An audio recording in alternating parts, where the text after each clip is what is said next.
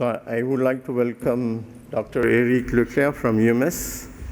So we are fortunate to have Eric to host this Foundry session. Eric Leclerc joined UMS at its creation in 1996 to work on new power device development, characterization, and modeling. He is presently marketing manager within UMS sales and marketing organization. Prior to his current role, he was the UMS Foundry manager for several years. Eric Leclerc obtained a research degree in physics in 1984 and a solid-state physics in 1985 at Paris 11 University, Orsay, followed by a PhD on the influence of defect on transistor performance within Thales Group. So thank you so much for accepting to manage this Foundry session, Eric. Thank you, Jean-Christophe, for that introduction. Again, I'm very pleased to be there to moderate this panel discussion with the most prestigious RF and millimeter wave foundries over the world. I hope it will be interesting for you. I invited this excellent panel to play the game today for you. So this is not an Olympic one, but at least I hope you will be interested. And at the end, if we are on time, but it's my role to be on time, we will have 10 minutes for questions from you. So let's now move with this computer. Discovering the way to move from one slide to the other one. Maybe the tool, no, this one, here. Thank you. So what are the rules of this game? Where we have some of the most distinguished foundries. So I mean, WIN Semiconductor, ST, MACOM, Global Foundry, and IHP and UMS. So each of you will have 6 minutes to present your open processes and service and to answer these two fundamental questions. How do you see the needs and demands for foundry developing, and how do you plan to meet them? And as I mentioned, I hope we will have time due to the very strict agenda for this closing session. We will have time for the question from the audience. So I hope this is a free audience. No need to be registered as a registered. That it's open for everybody. So let's start with WIN Semiconductor. So let me introduce the speaker now. David Donzillo is the Senior Vice President in Technology and Strategic Development in WIN Semiconductor. Okay, thank you. Just there. Got it. Thank you, Eric, and thank you, the organizers, for inviting me to talk. This is always enjoyable for me, and I hope that we'll have some questions at the end, because that's where we all learn something. So who's WIN Semiconductors? We are the world's largest pure-play foundry, semiconductor foundry. I'll get this right. Pure-play compound semiconductor foundry in the world. We are pure-play. What does that mean? That means we don't make amplifiers. You can't buy a WIN amplifier because we don't make those. Our product is advanced 3.5 technologies, manufacturing know-how, and scalable manufacturing. We have customers that buy 10 wafers a year. We have customers that buy 100,000 wafers a year. We service them all. But more important is that since we don't sell components, we don't compete with our customers. We're not a component manufacturer that is selling excess foundry or fab capacity as foundry, because history has shown multiple times that inevitably creates a business conflict and risk for the foundry customer. So that's just something that we have never done and we will never do. We are pure play. In the supply chain for compound semiconductors, we are probably the largest single manufacturer. In the foundries, the pure play foundry space, we have a large majority share of that market. And I believe it's estimated that 20% of all components that utilize compound semiconductors have win content in them. Our products find their way into multiple markets, user equipment, the RAN, backhaul, optical networks, both on the laser side and on the modulator side, as well as 3D sensing, aerospace, defense, satellite. Anywhere there is the need to transmit information wirelessly, that the front ends of those systems are our markets. We focus on markets and customers that realize the advantage, the competitive advantage that 3.5s have. And this is in high performance front ends. And that is, the comparative advantage really is using a technology which has a sweet spot in the application that you're pursuing, whether that's a combination of output power, gain, linearity, efficiency. You'll find with the specifications becoming more and more difficult, it's going to be a high performance front end is required to meet those specifications. In the end, it's about producing value for the application. And the markets don't care what the technology is. We love to argue about the technologies, but the markets just don't care. It's really the best value technology for that application is what's going to win. And very often, it's going to be a technology that's based on compound semiconductor technologies.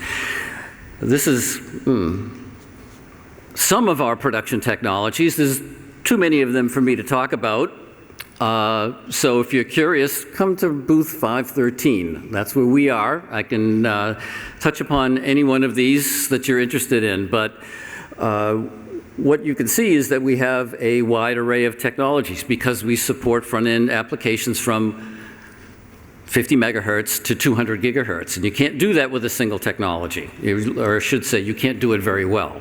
So we have gallium nitride on silicon carbide technologies. We have multiple PHEMTs for various functions and frequencies. HBT technologies are used in user equipment and does drive a lot of volume. BiHEMT is used for single chip front ends, particularly in Wi-Fi, where linearity requirements are very, very high. We have passive processes. Several of them are optimized for gallium nitride, so they are qualified to 28 and 50 volts. They mate with our gallium nitride technologies. So again, I'm going to move along quickly, and let's not forget that we do have technologies that support optoelectronics.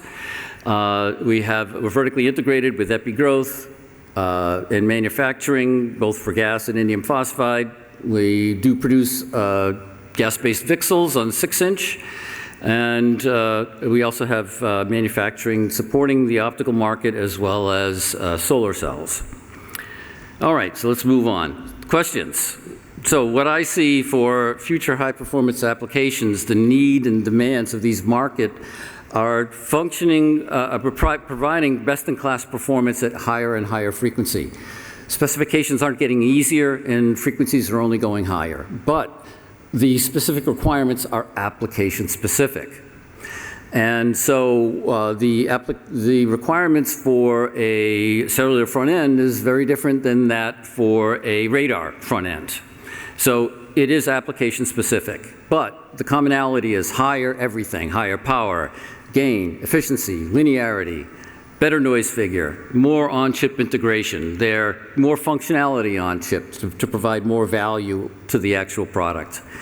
And we're also seeing flexible assembly solutions to meet new form factors and to enable customer innovation.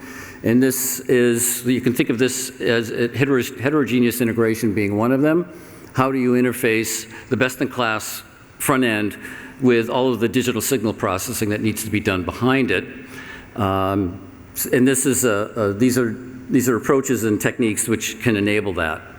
Secondly, the second part of the question is how will we meet this requirement? Well, it's doing what we've been doing for the last 25 years, is continuously innovating the technology, driving it forward. 3.5s have not stood still. They've gotten better, faster, more efficient, and more cost-effective. So, based on the applications, mobile PA extending HBT performance beyond 10 gigahertz. And SATCOM, high linearity GaN technologies that will function best in class above 60 gigahertz. Aerospace and defense, these are radars, ruggedized gallium nitride technology with higher operating voltage to get more power out of the device.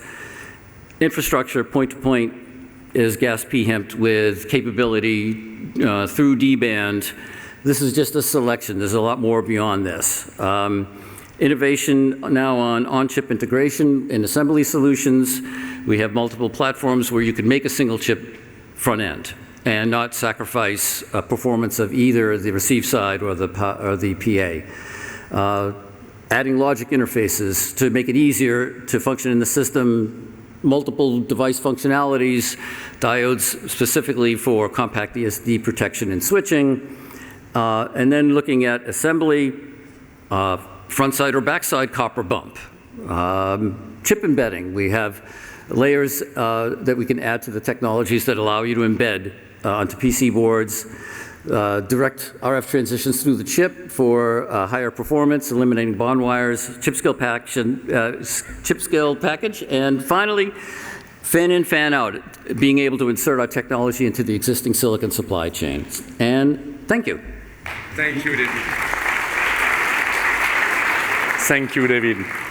Close to it just in time. That's good. So, second to be on the floor, ST. So I will invite Jérémy Perret from SIMPI, sorry for that acronym, SIMPI, which is an MPW aggregator in Grenoble, in France, and Didier Belot, a wireless expert at Exploration and Ecosystem Department of ST Microelectronics Technology Design Platforms. So it's up to you. Thank you. So with Jeremy, we will take this opportunity of this panel to present the new SIMP offer, which is a multi-project wafer offer. So first of all, what was the motivation of ST to go to this SIMP since mid-2023? The first one was to develop an ecosystem for the academic institute, the public institute, but also the SME. This SIMP is dedicated for prototypes, not to develop products. And since 2023, we have delivered 140 PDK, 100 circuits designed, and more than 1,000 millimeter square has been fabricated. In this offer, so we have a panel of ST technologies. We cover in the same time the mixed analog, the power, and the RF and millimeter wave. You can see the three main technologies for the RF and millimeter wave highlighted. If we come back to these three main technology, we have the B9MW, which is a product technology, the B55X, which is a technology under development, and the FD-SY28, which is a product technology. Each of them has different specificities. To summarize, the highest frequency, so for millimeter wave and more, is the B55X, but you can also use the two others, B9MW and 28 FD-SY. This is another representation of these technologies. So you can see that the last one, which is under development, is the B55X. And you can see the different technologies. Obviously, all are not in the offer. So the next now, which will come, the P18, which is more an analog mixed technology, is under development and should join the offer. In PDSOI, we should have the H9 SOI, the SOI millimeter wave also. In BiCMOS, we should offer also the B9 NW plus, the B55X plus, which is not under development for the moment. And we also target to go to the hetero integration, silicon on silicon and 3.5 on silicon, but it is more long term. So this is an example of 3.5 over silicon hetero integration. So for the moment, obviously, it is not in any offers. So I let now my colleague Jeremy present the CMP and how it works. Thank you very much, Didier. I think you mentioned all the most important elements. I'm Jeremy Perret from CMP. CMP basically is a lab from Grenoble INP. Some of you might have heard about CMP before.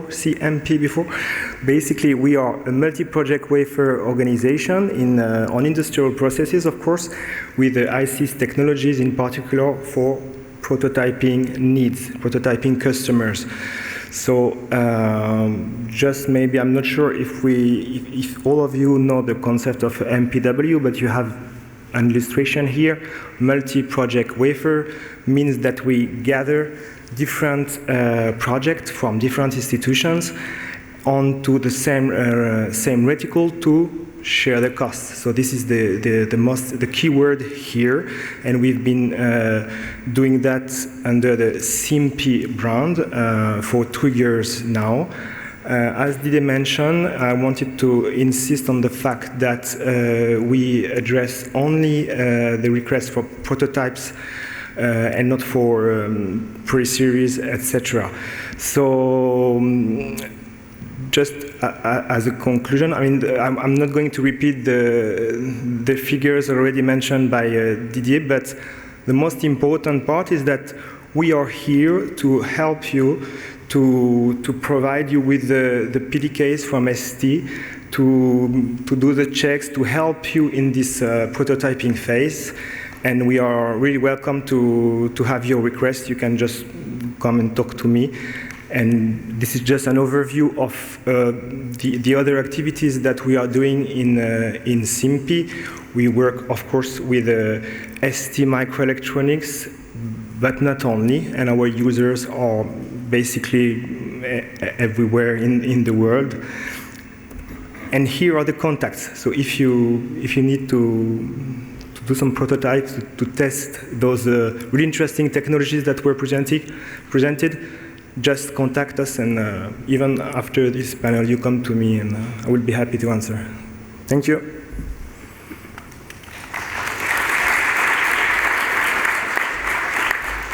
Thank you, Didier and Jeremy. So I'm pleased now to invite Sébastien Garcia from MACOM. Sébastien is a product marketing director at MACOM. Sébastien, this button there should be okay.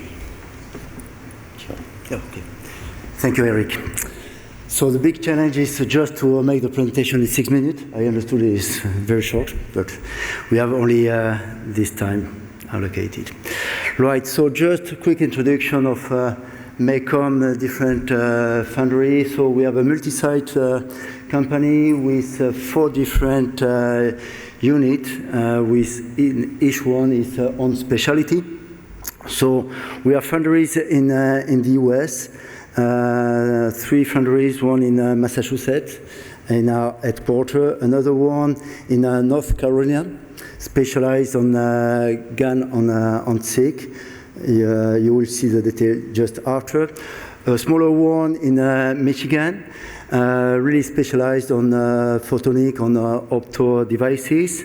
And the last one, but most important for us here, because we are in France, just south of Paris, and you will see also just after our specialty in Paris. So we have 4 groups of different technologies.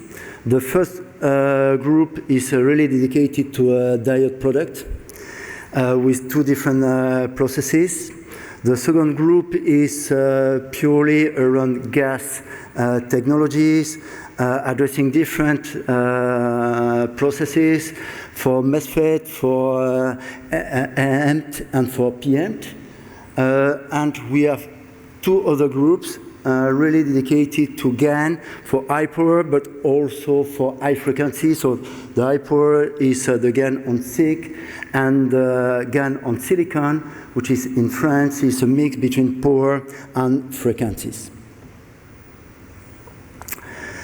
So in the US, we have in North Carolina this Foundry with GaN on SiC, addressing both high power level with transistor with 250 nanometers, but we have also the capability to support MMIC design with lower and shorter length.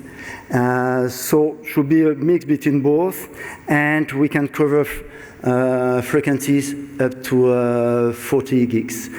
Main business are telecommunication and aerospace and defense. Our foundry in France is quite diversified with different processes.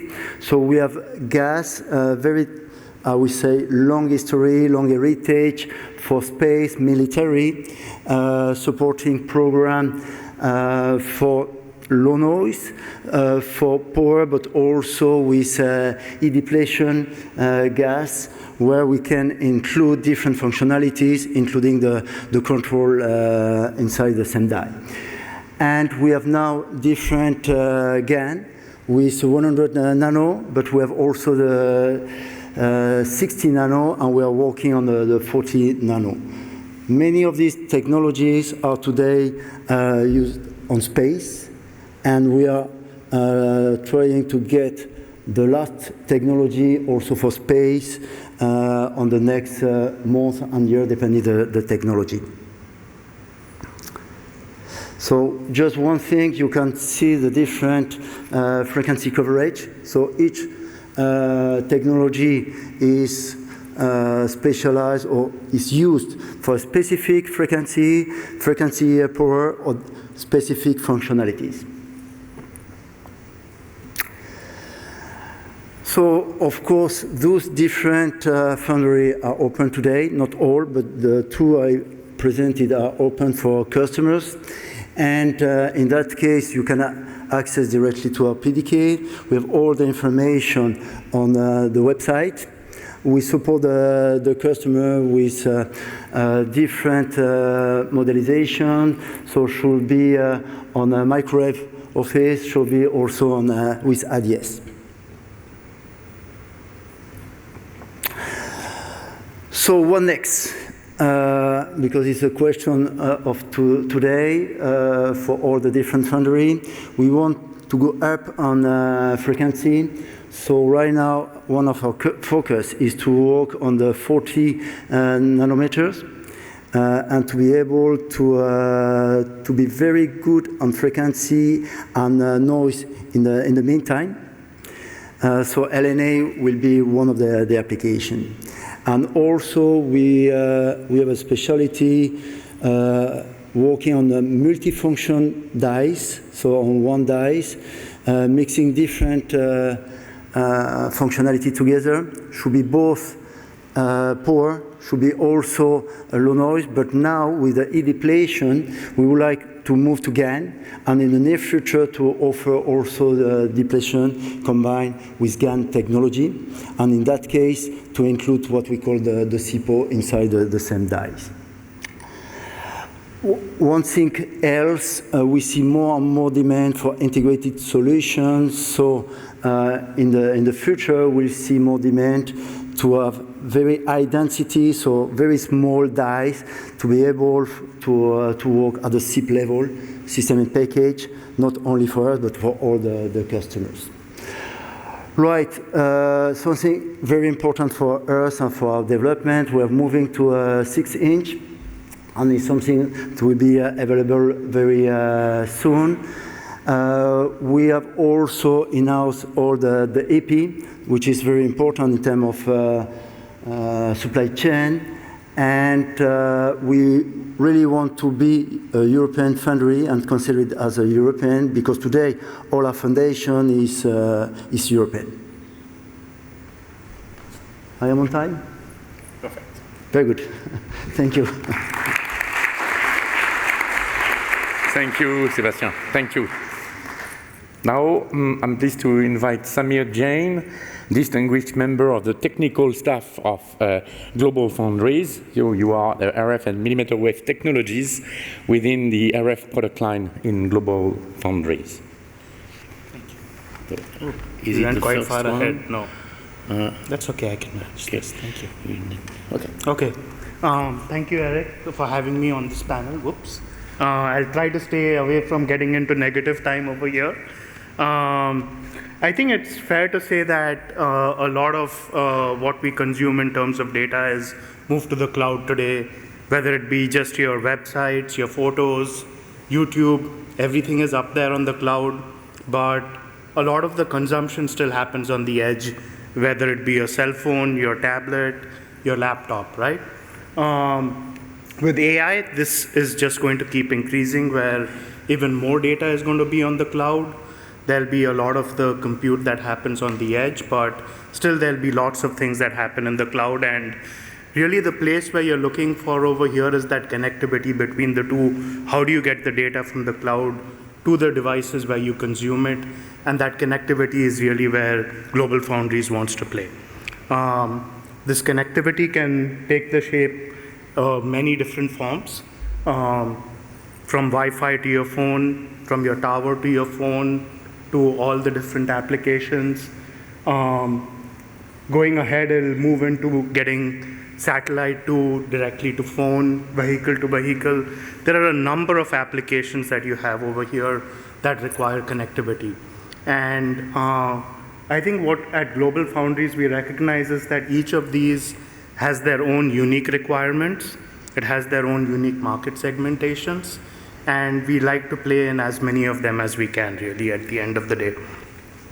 And so as a result, we have a number of technologies, not just uniquely saying compound semiconductors or SiGe, but we go from SOI to SiGe, and now we are getting into GaN on silicon, where we are trying to address as many markets as we can and have offerings in most of them. GaN is something we are still developing, but the other two, we have strong offerings over there. And we have roadmaps for all of these going ahead to continue improving and addressing markets as the requirements become more stringent, new markets open up, new frequencies open up, right? So to give an example here, for our RF SOI roadmap, we offer the 7SW. We started off in switches with the 7SW technologies, but then let's see if this thing works. We then moved into an 8SW where we improved the switch performance, started offering LNAs in there, the ability to combine switch and LNA together. Then went to 9SW, higher frequency, better performance. And then going into like 5G, FR2, FR3, which is upcoming, we have the 45 nanometer nodes where you're able to address millimeter wave frequencies, combine LNAs, PA switches, all of them simultaneously. Looking ahead, we have plans to improve our 9SW technologies at a regular cadence going out in time. And something unique that we are doing is developing what we call the slate technology, which is essentially a wafer-to-wafer bonding. In 9SW, the main value proposition will be essentially you take a chip that's taking so much area, fold it over, and now you have a smaller form factor. And especially in cell phones that have massive number of chips today, that real estate is valuable. And for a lot of players, they're willing to pay for that reduction in real estate over here. But that is the start of it. Going out in time, we envision then expanding this to combining different technologies. You could envision taking an SOI with a SiGe-only technology, and then now you have logic on one side, you have LNAs, PAs on the other, and the limits, you can really do a lot with that, and that's where we see a lot of things moving. There'll be a lot of applications that will require that sort of capability at the end of the day. And then we keep improving on that, right? What I did forget to mention and put over here is 22FDX is also there that we offer for millimeter wave. It has the ability to give very good RF performance or millimeter wave performance, but then combine it with really high density logic also. I have a quick slide on that on the next one. I'm not going to spend a lot of time talking through this. So what I tried to show here is that we have roadmaps for the different classes of technologies that we offer, and this is a big part of Global Foundries. We plan to be here, and we plan to keep addressing the needs of the market. Thank you.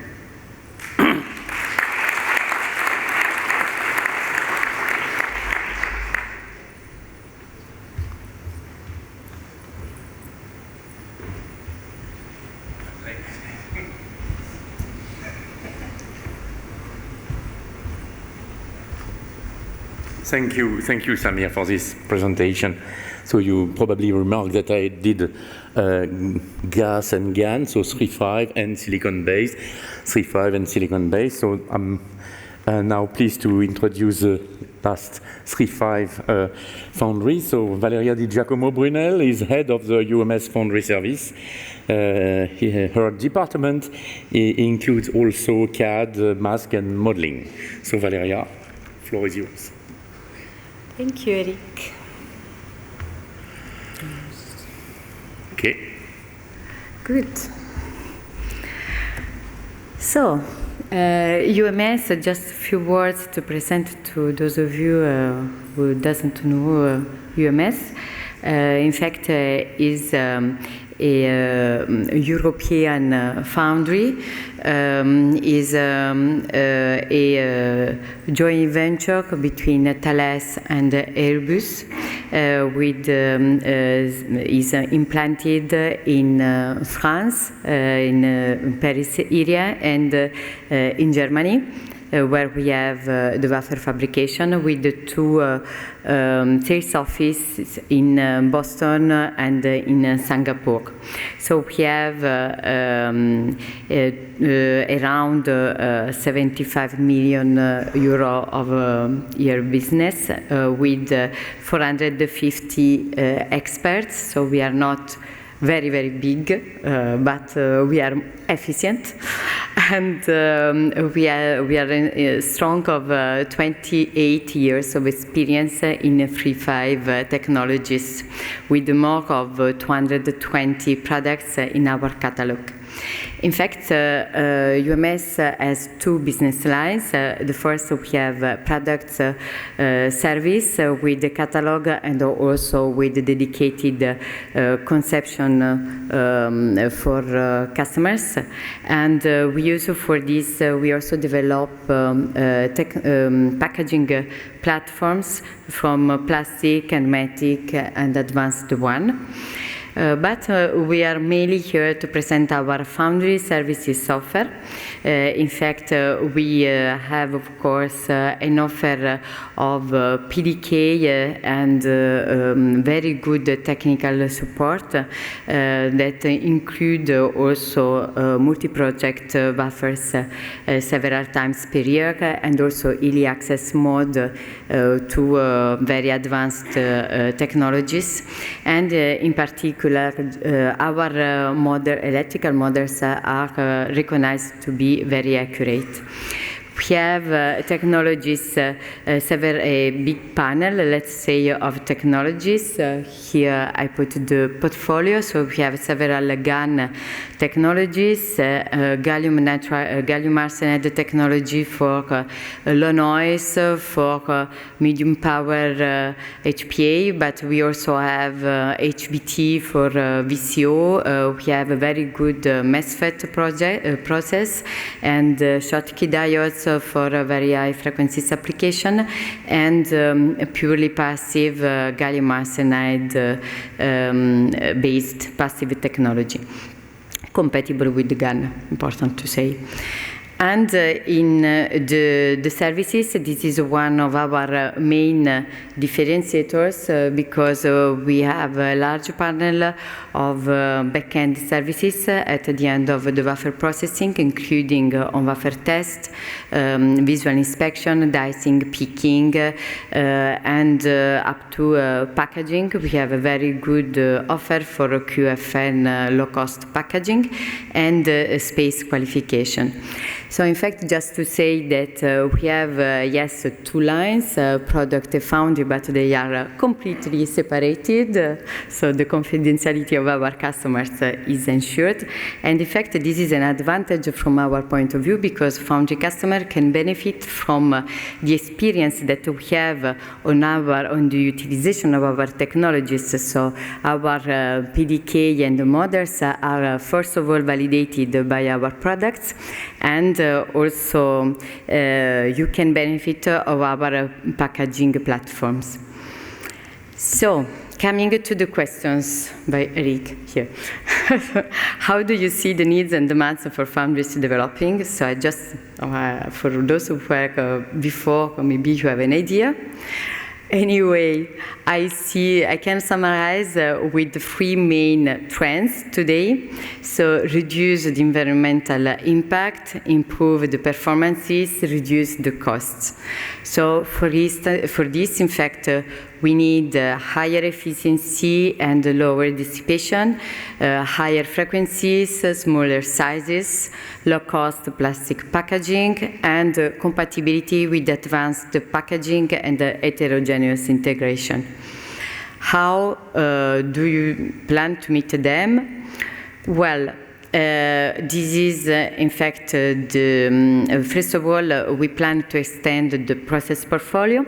This is, for instance, what we have today covered in terms of achievable power range at MMSC level. So we go to extend towards higher power frequencies with the GH10 and the GH08, but also with the new generation of gallium arsenide PMs to be more compatible with the compact sizes and integration. And we go to do also new generations of gallium nitride with higher power and higher PE, like GH25-20 and GH15-20. And more of this, as I mentioned, some options for compact design, optimize like for instance, optimize the transistor layout in the new technology generations, of course, high density MIM capacitors and capacitors over vias, and all it allows the compatibility with advanced packaging and low-cost packaging, like mechanical protection, humidity protection, hot vias, bumps. And we also plan to extend our QFN offer for foundry customers to higher frequencies. So that's all. Thank you. Thank you, Valeria. That was really very clear. And so now the latest silicon-based process with Dr. Engineer Frank Vater, a technology scientist in the research and prototyping service of IHP. Yeah. Here. Okay. Thank you very much. So, welcome to my talk. I think most of you are interested in the technical details, so I put it on the first slide. You can take your picture. And yeah, as you can see, by CMOS technology, we are at the upper end of the offering technologies. You can see the FT, FMAC frequencies in the first line of this table. Our latest technology, SG13 G3 kappa, has FT, FMAX of 450, 650 gigahertz. And so our technology is well suitable for developing of measurement devices, or even for new applications area, what you don't have in mind in sub-terahertz range. Clearly, we are offering MPW service since more than 20 years. And our technology offering the bi-CMOS, the bipolar part with different bipolar transistor types, and even additional active devices for CMOS technology. So it's combined CMOS technology with 130 nanometers. Passive devices, we are also offering resistors and even MIM caps, what you need for designing these high-frequency circuits. And furthermore, we have two different back-end options. One is aluminum, and the second one is copper back-end. And I can say that the copper back-end is in collaboration with X-FAB offered. One special thing for the G3 technology that we are offering only with copper back-end. And in the last line, you can see we have different technology variants of each technology. For example, for the SG13S technology, we have even a Red Hat variant, and for the G2 technology, we are offering additional resistor devices, or even some open source, or one open source PDK and additional Creo PDK. Since we are a research facility, we have many things under development. So on one side, we are working on varactors and thin film resistors. That is additional offers for our G2 technology. And I already mentioned the Red Hat version, additionally with DMOS and GigMOS devices. And even the Creo stuff is a very hot topic, although it's very cold. Additionally, we have the CMOS plus X integration. That means we are knowing that our technology is very fast, and the CMOS technology is a relatively large node. And so it's clear that we need devices integrated into other devices with a large digital core, for example. I will come to this point later again. And yeah, then we have additional developments even in area of EPIC. Last but not least, we have the hetero integration, but this will even come on the last slide again. One important topic for me itself, it's the open source PDK and the EDA flow development. We are offering our SG13G2 technology as open source PDK. So you can just download the PDK. It's not required that you sign an NDA. And for that, we divided it even in two different parts. One is an analog PDK, and it's similar to the commercial PDKs, you know, you have the P-cells, you have the models, you have everything what you need to design your own circuit, even DRC and LVS. And you can see the different tools we are supporting, for example, XICE or OpenEMS in first steps.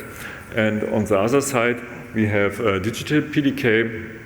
So it means the digital standard cell library is available already, even including an I/O library, and we are supporting the open world, open lane flow. And if you follow the QR code, you will directly connect it to our GitHub environment, and you can download the PDK there. Finally, coming to my slide with the question from Eric. For us, the heterogeneous integration is one of the key features for the future.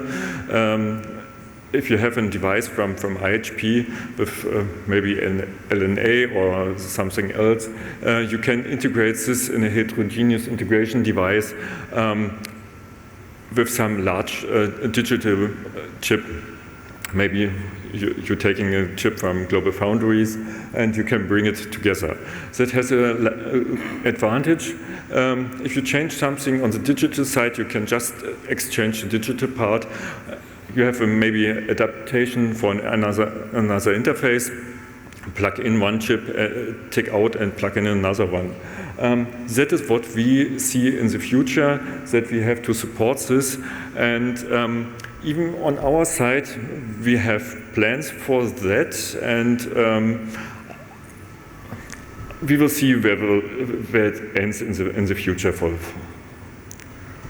Okay, thank you very much.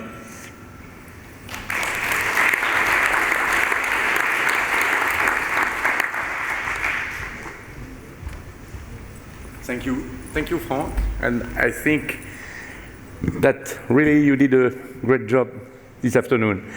I think we can applaud them to be on time, really.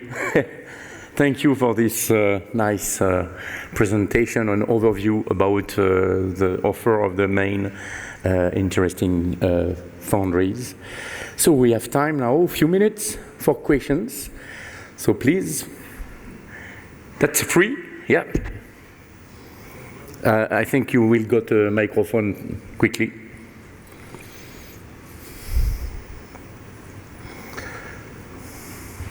So one question to GF for the gallium nitride and silicon process, which is currently being developed.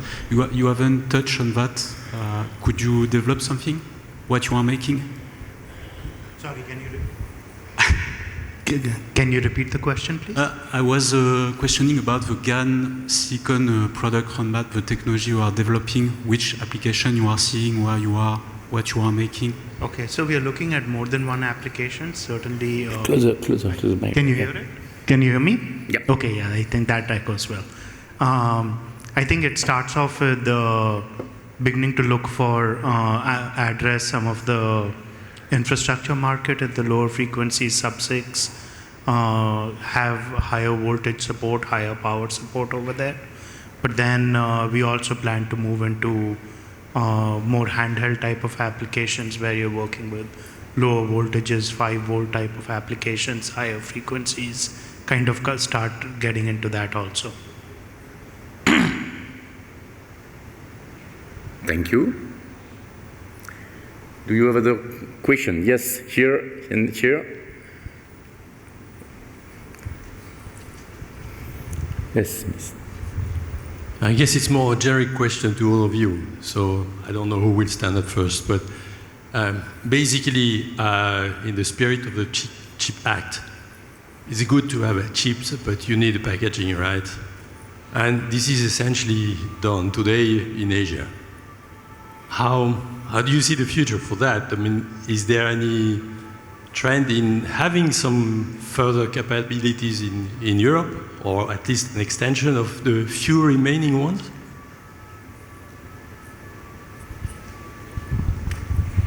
So I can maybe start on this. Indeed, today we see in Europe the need of improving our European supply chain. And the packaging is indeed one of the axes on which we are working. So indeed, this is done through some European projects. So of course today we have very promising realities for prototyping and small series. So I think we can already cover needs for a small series. So the issue is more when we come to the need for higher volumes, and here is, in fact, I think it's one of the challenges on which we have to work to ensure the European supremacy. But at least at UMS we are working on it, so I think also my colleagues, I No, I think it's a good question, yeah, because today everybody tries to find local supplier at the die level. But most of the market is not just for the die, it's for the package die. And the package has been, during many, many years, considered a commodity, and it's not a commodity. When we go up on frequency, when we go up on power, the package is extremely critical for the good working of the part. Today, we need to recognize for high volumes, we have no partner in Europe. We have partner for very niche market, so high performances devices, low volumes, but not necessarily for high volumes. So, no, it's an excellent question. Not sure we have an answer right now, but most probably next year we'll have also the same question and the year after. Yeah, I think so. So I don't know if someone... Okay. I think there are two questions there. One here at the second. Right. Yeah. Jean-Christophe, how... Hello, I have two questions actually. Yep. One for GF. The first one is for GF, is about the SiGe. You didn't show anything about the SiGe offer and roadmap, so could you comment about this? Your SiGe roadmap? Sorry, can you repeat? Yeah. The SiGe roadmap? Yeah, SiGe roadmap. What in particular are you looking to? No, because you didn't show anything about... I have an extra slide for that in the back. Some minutes. Always flash that up, but we are looking at SiGe on two key vectors. One is a high voltage support, lower frequencies, higher output power. And then there is also a SiGe roadmap that goes along a more high frequency type of application, which is, where is that? High performance. I think the one other piece that's worth noting is we are looking very strongly at doing a HBT only that can again support both high voltage, high frequency. The goal would be to then bring that as part of the SLATE program that I was talking about. Okay, thank you. And the other question I have is for HP. I think I've seen mentioning about indium phosphide on silicon in 8-inch. I'm correct? What? In your slides, there is, I think, one slide about 8-inch indium phosphide on silicon platform. Can you comment about this? Unfortunately, I cannot really comment this. But everything what you see here is even part of research projects. So it can be that in that case it was a single research. Maybe you can get in contact after the talk. Okay. Yeah, okay. Thank you. Thank you. Here.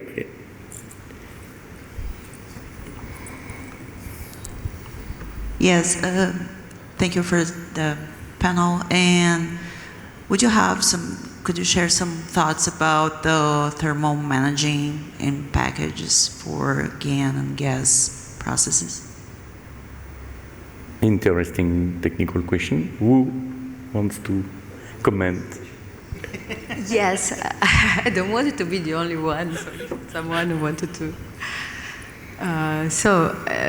Indeed, thermal management in packaging is one of the challenging for the new technologies for the advanced packaging. So, in fact, it is important, first of all, to have good tools for co-simulations in order to take well into account the thermal conductance of all the parts composing the final module, because in fact you have to keep into account which is the maximum capacity of your wafer technology, so in order not to exceed the junction, the maximum junction temperature, but in order to well estimate which is this junction temperature that you will have in the application, or you will have to simulate all it is around.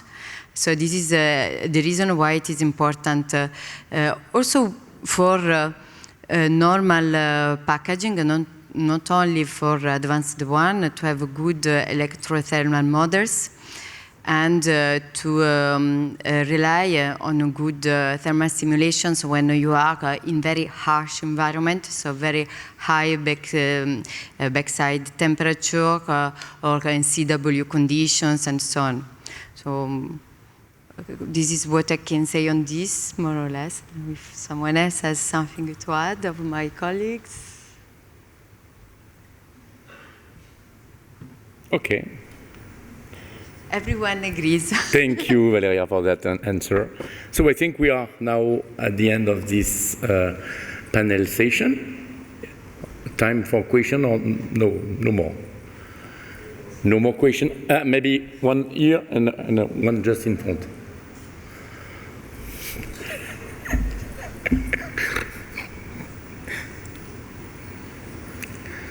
It's always the last minute questions. So following up on the simulations, maybe for the last three, I think those were the ones, so Global Foundries, UMS, and IHP, you mentioned heterogeneous integration.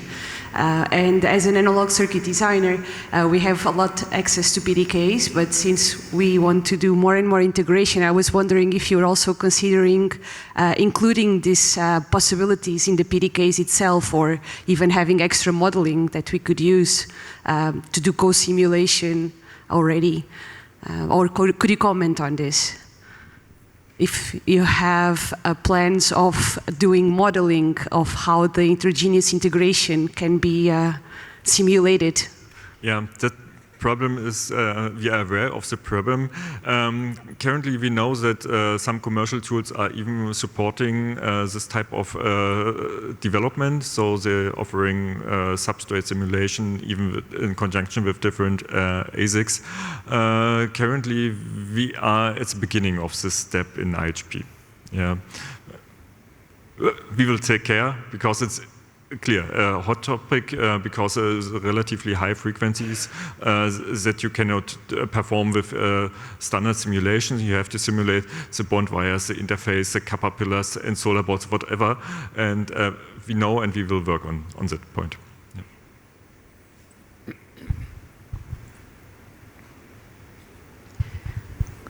Good. Thank you. I think. Yeah, maybe one question quickly. The last. What is the topic? Hi. So it's a general question. So I've seen that you have co-packaged GaN and gas, and also Global Foundries has this slate, so wafer on wafer, which is more CMOS, not 3.5. What do you see in the future to have a wafer to wafer of 3.5 or 3.5 on CMOS? Did you see when this is going to happen, or if this makes sense? I think that's well, as of now, I think the GaN on silicon that we are developing is more on 200 mm wafers. So packaging that to 300 will be not something that'll be upfront. But if it takes off, I can quite easily see that we can then port that technology to 300 mm and then enable wafer to wafer. I think a big part of that question will end up being what is your efficiency, in the sense when you flip them over, there are often times when there's content on one that you cannot place content underneath on the other just because of worries of interaction between the two parts of the circuit. And so how do the economics work out of that will I think very largely influence the wafer to wafer packaging type of solution. Die to wafer comes with its own challenges in terms of being very expensive, picking individual dies and putting them all over the place. So I think some of those things are still to be understood and seen better, but you start off at one place and then kind of move to more and more advanced and refined solutions as time goes on. Thank you. In IHP, we did already aluminum wafer-to-wafer bonding. If you like, you can go to our booth and you can take a look onto the wafer. So we investigated into this topic, and even the stuff with the die on wafer, I can support you. This is a very expensive step, so that might be even tricky. But I think it's, from technical point of view, nicer because you can have a tested device mounted on the wafer. That might be even advantage of this. Okay, good, thank you. I think we are done. You can applaud them again for their job today.